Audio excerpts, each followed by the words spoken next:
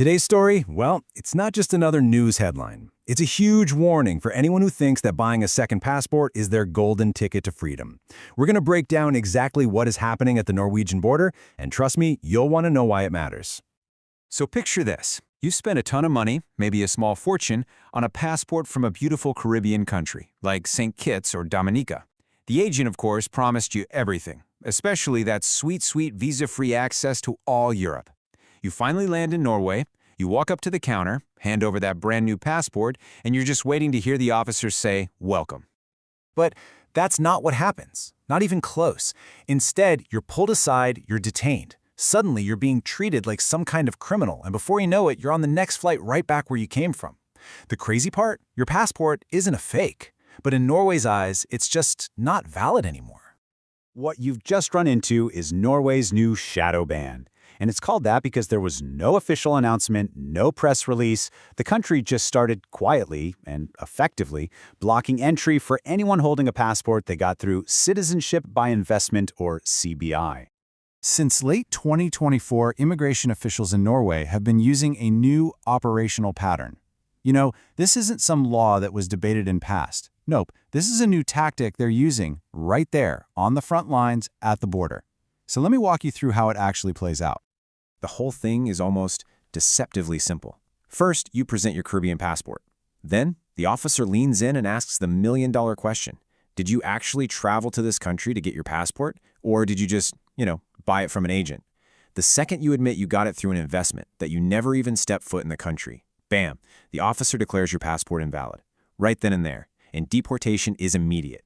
And here is the most terrifying part of this whole thing. Because this is an unwritten rule, a border tactic, not an actual law on the books, you have absolutely no legal options right there in the moment.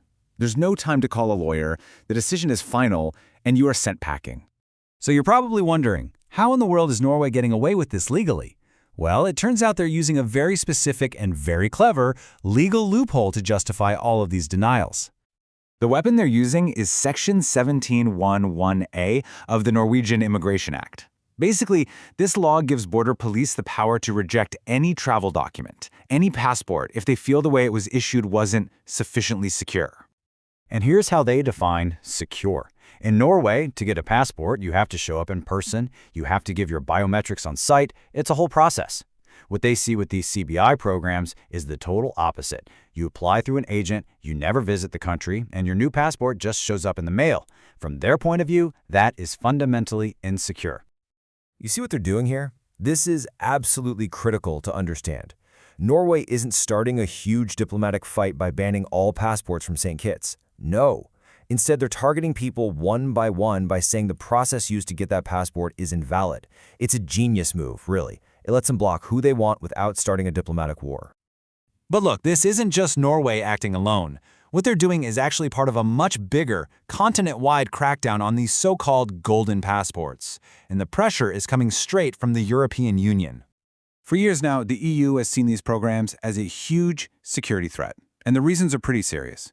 They're worried about money laundering. They're worried about fugitives getting new identities. And at the end of the day, they feel it completely undermines the security of the entire Schengen area, that massive zone where you can travel freely without border checks. And this pressure, it's been building and building. The EU has been shouting warnings for years. More recently, they actually suspended visa-free access for the country of Vanuatu because of these same concerns. So Norway's quiet ban? It's just the next logical step, especially with the new, much stricter ETS travel system coming online soon. Now, this whole crackdown has created an absolute nightmare scenario for one specific group of people, Indian nationals who've invested in these programs. And it all comes down to one simple but brutal rule back home. Okay, this is the most critical piece of the whole puzzle. India does not allow dual citizenship. It's the law.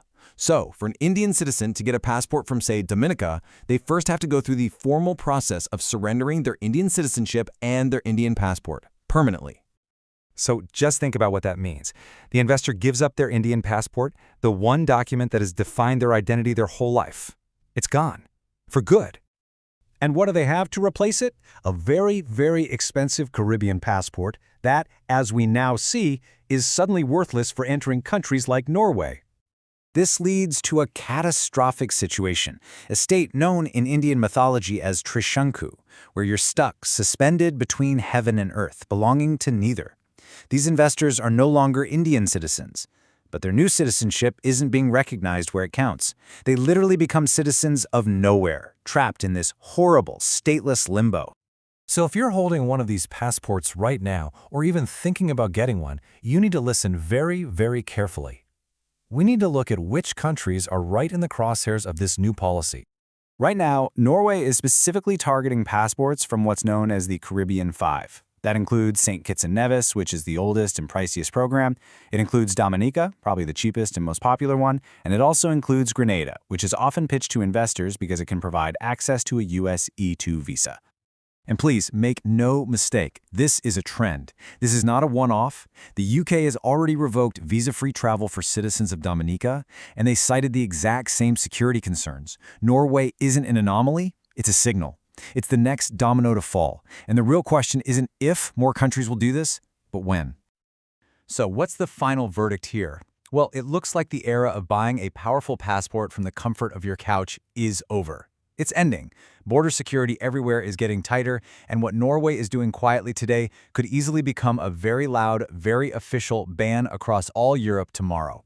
It seems that for those looking for global mobility, the safer bet is now residency by investment, becoming part of the system from the inside, not trying to buy your way in from the outside.